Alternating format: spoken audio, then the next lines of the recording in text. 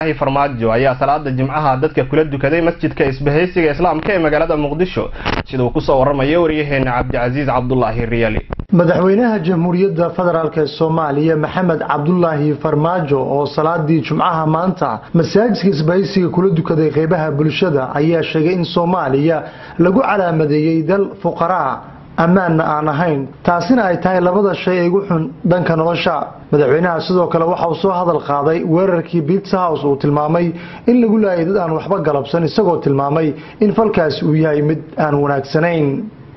النجا إمد حمدا أما مجا حمدا نهيسته عالم النجا هيسته واحد وياه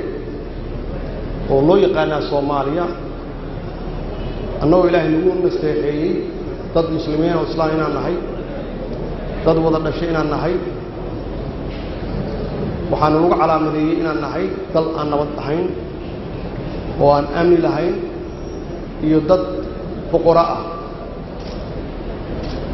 oo dhaqaale xumo haysato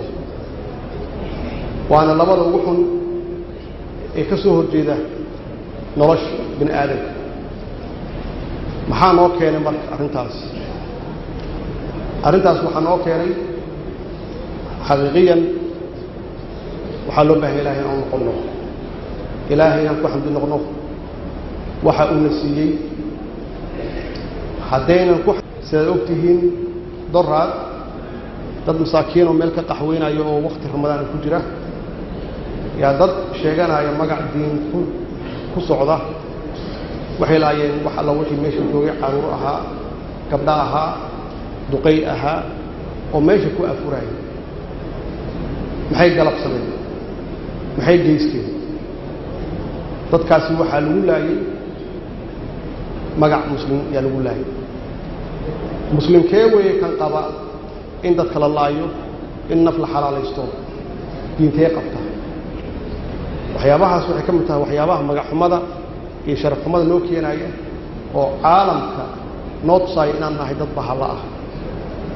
haddaan mas-uuliin nahay su-aalaha ugu adag oo nala weydiiyo aanan ka jawaabi karin waxay tahay war maxaa ku dagaalaysaa colaadda iska socota iyo dhibkeeda ku socda muxuu ku salaysan yahay waxaan ku macnayna ma naqaano markaan niraahno war afrika waa dhex gasheen xarbu ahal meel kastoo adduunka ka dhacay maxaa annaga noo fiirin weydeen jawaabta ugu sahlan waxay tahay bal noo macneeya waxaad ku dagaalaysaan waxaad noo sheegtaan inaad tihiin dad isku maxaan ku raahdaa maxamed cabdullaahi maxamed farmaajo madaxweynaha dowladda Soomaaliya ayaa ugu baaqay qaybaha Soomaaliyeed inay la shaqeeyaan laamaha ammaanka si loo soo celiyo ammaanka iyo xasilinta dalka Soomaaliya isagoo sheegay in horumar la gaari karo haddii lagu shukriyo khayraadka la haysto leesna aamino Cabdicaziz Cabdullaahi Maxamed Cabdicaziz Somali Cable مقدشو